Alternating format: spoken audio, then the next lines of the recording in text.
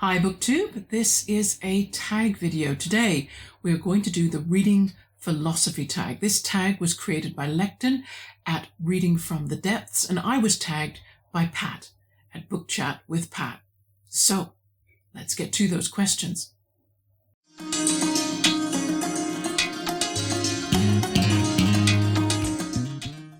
As a bit of background, if you haven't already watched Lekden's original video, and there will be a link to that in my description box, so I think you ought to because he gives some background. He had been listening to a sermon about the Buddhist Four Noble Truths, and he thought he would come up with an original book tag that fed off those four truths and asked us to explore the philosophy of our reading lives. And I was fascinated by the very idea of doing that. So I waited and with bated breath hoping to be tagged, and Pat was so kind, shouted out to me. So I thought, yes, I have my chance. I'm going to do this tag. So here we go with question 1.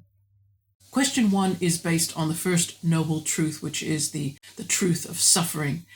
And it asks, what is your own personal philosophy of reading? You know, how do you think about reading? What does reading mean to you? You know, how does your reading life affect your non-reading life? I thought, wow, do I have a non-reading life? I mean, I do. I have those bits in my life where I have to do something else, so I can't read.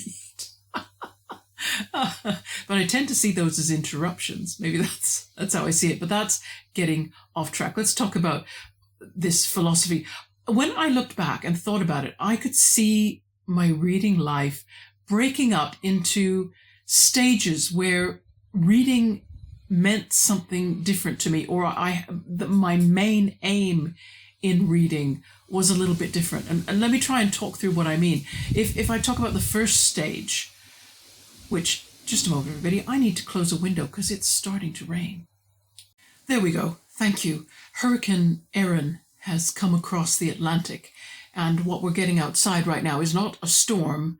It's just the tail end of rain from, you know how storms have a spiral, and the little tail of Erin, which is much diminished, is just kind of slipping past our part of the United Kingdom. So we're getting some heavy rain this afternoon. Anyway, back to the personal philosophy of reading. I feel that there were stages. And if I think of the first stage of my reading life, which would have begun before I was in school and maybe went up to age 9 or 10, for me, reading at that time was just about this incredible miracle of being able to look at a page full of funny markings and be able to instantly decode it, and the meaning that unlocked, the things that revealed.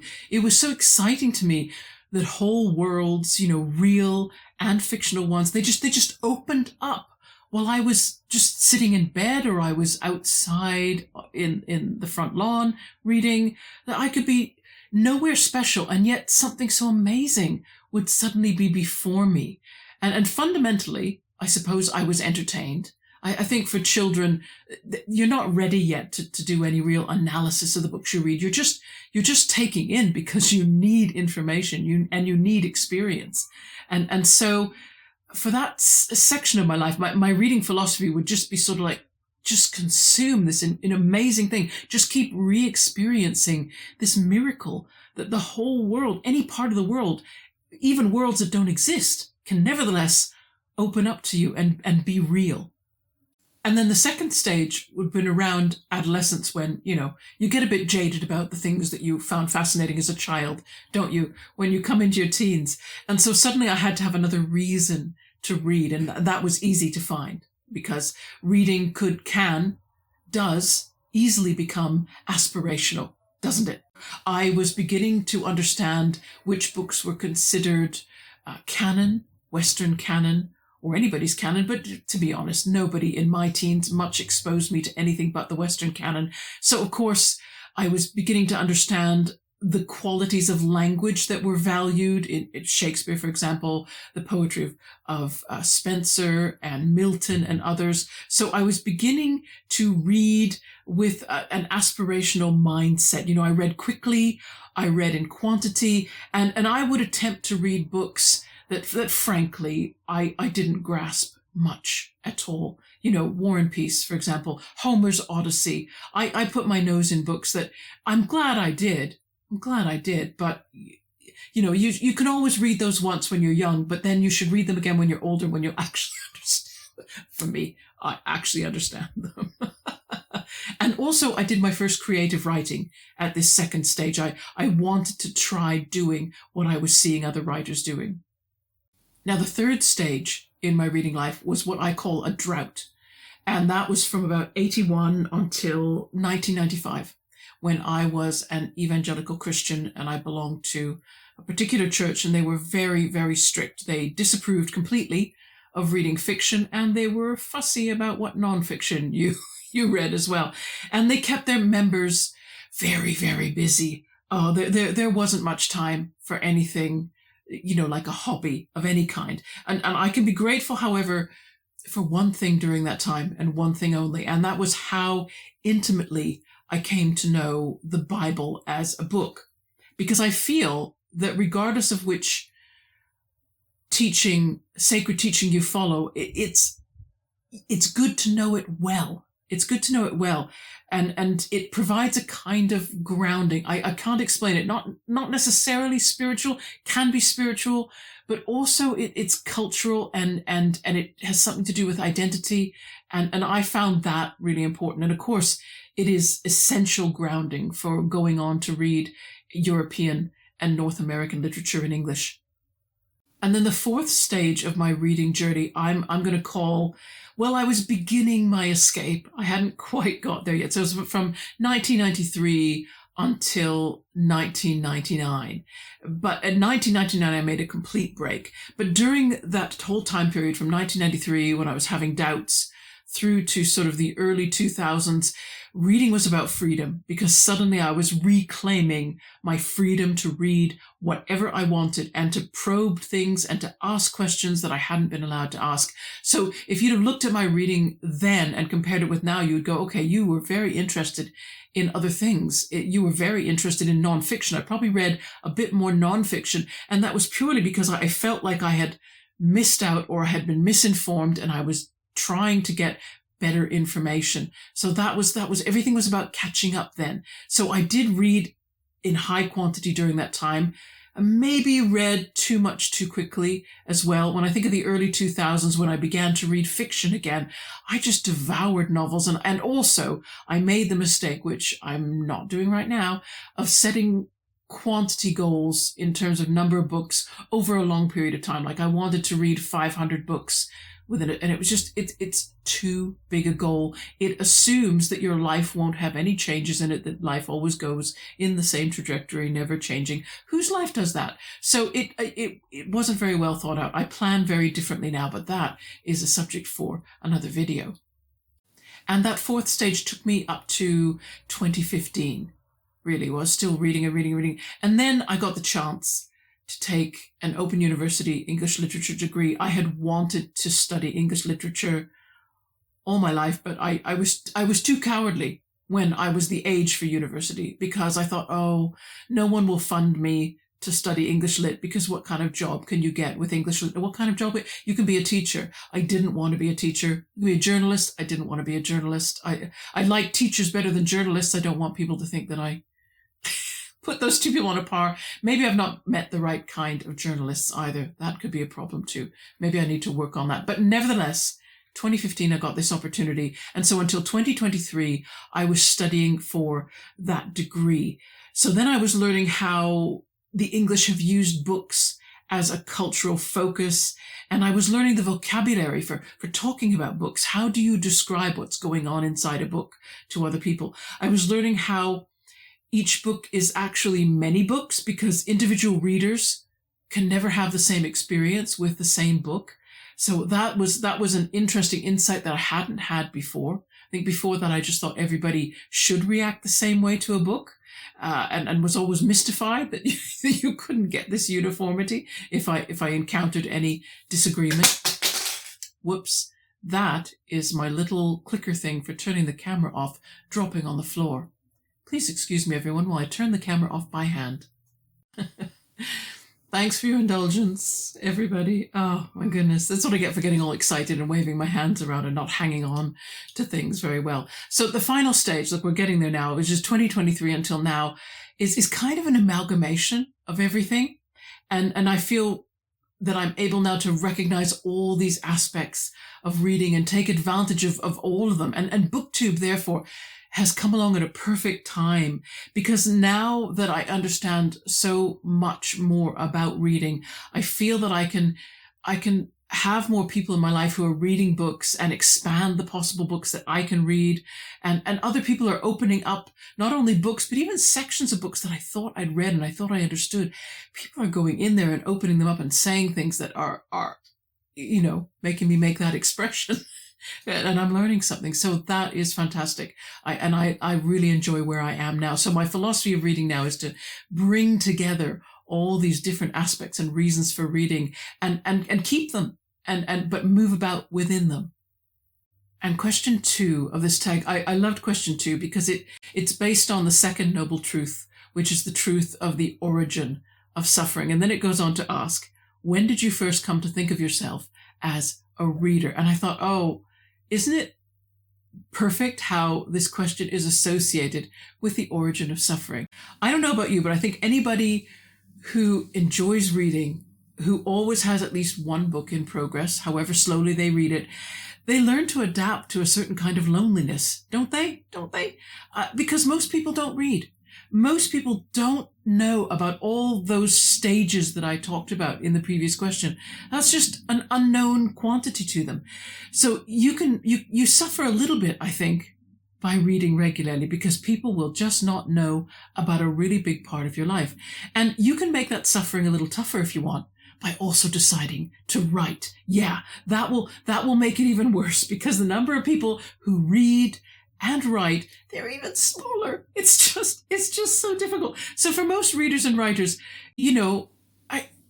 there is that to contend with. And then you also have to contend with the fact that in real life, I know we all have dreams. I had dreams of becoming a published writer, and some people have achieved those dreams. And I'm not trying to spoil that for them, but I am sort of saying, to be honest, most of us, our reading and our writing will remain a hobby only. We won't make a living out of it. For those who do make careers, power to you. Please carry on. But the market could never fit in all the people that want to make their living from reading and writing. It just couldn't. So for readers and writers, we can have it tough. We can suffer. And maybe that's why some people struggle when they come to BookTube, because there have been a lot of videos, haven't there, recently about the BookTube effect, which I think is mainly talking about the effect of, you come to this forum and you realize that you can get and maybe sustain the attention of other people, the thing that you're starved for. And yet BookTube doesn't just give you that in a great avalanche. And what you get doesn't always make sense, as people are finding, but when they're examining what they're putting out versus what they're getting back. And I think it's good to acknowledge that reading and writing, they are lonely hobbies. And the best thing we can probably do for each other is just comfort each other and just say, we're there for you. Yeah, it is exactly like that. Yes, but you're going to be okay. You're with us, so you're going to be okay. None of this, of course, is answering Lekden's actual question. Perhaps I should get back to the question. The question was, when did you first come to think of yourself as a reader? Well, I knew I was a reader in kindergarten. This is how I knew. I can't remember what I did wrong. I did something bad, right? And it was bad enough for my kindergarten teachers to feel that I needed to be given a punishment that was impactful, that I would really remember. And so they told me that instead of joining the rest of my class outside, because this kindergarten had its own enclosed little playground outside of the building.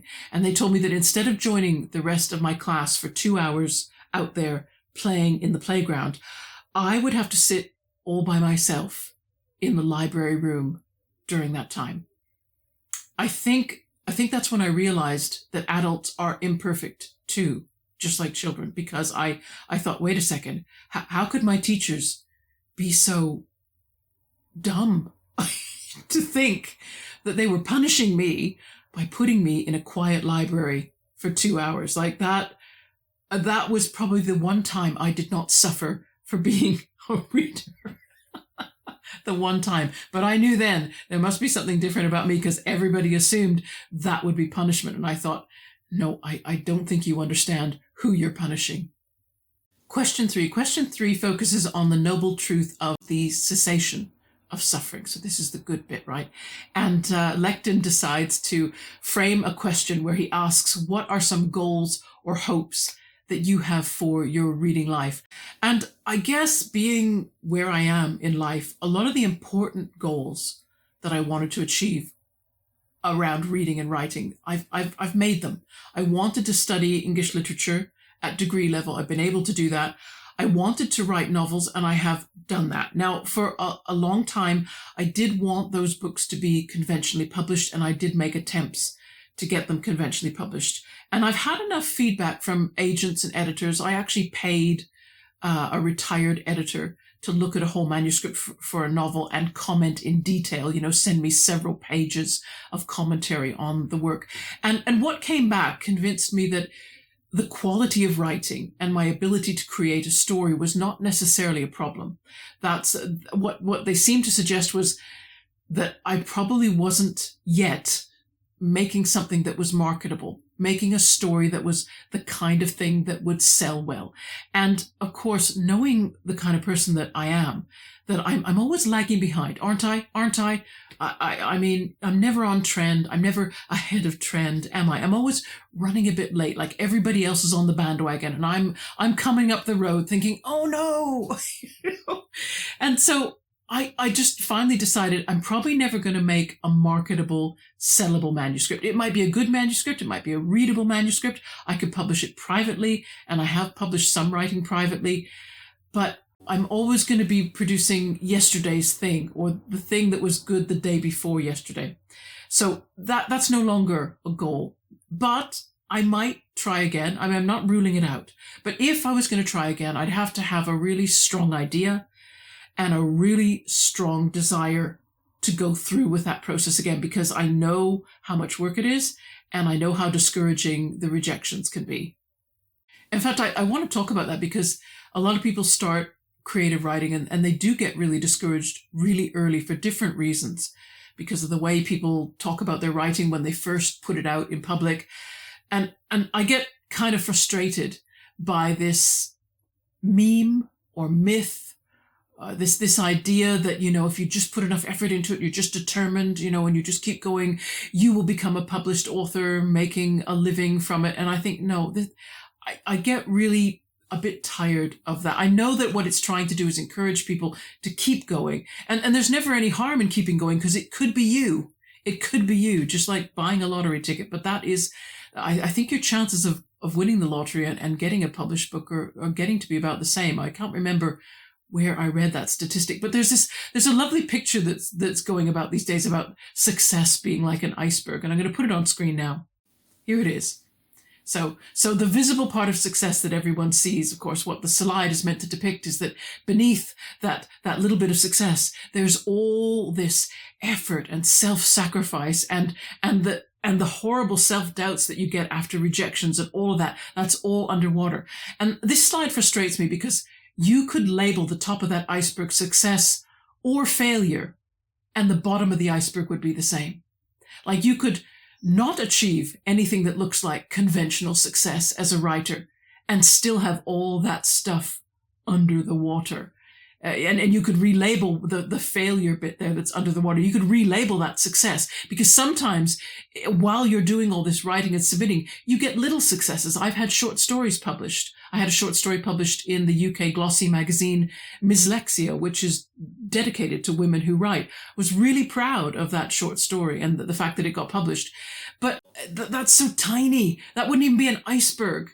And so it has to sit underwater. And I just feel that we don't talk about success and failure the way it really is. And learn maybe to be, I don't know, we gotta do a different thing when talking to people about having goals and success and failure. But I feel like I'm getting off topic there. As far as reading books go, I live more in the moment now than I used to. I used to always make lots of big plans, big lists of things to read. I tend not to do that now. And I'm going to talk about that in another video about TBRs.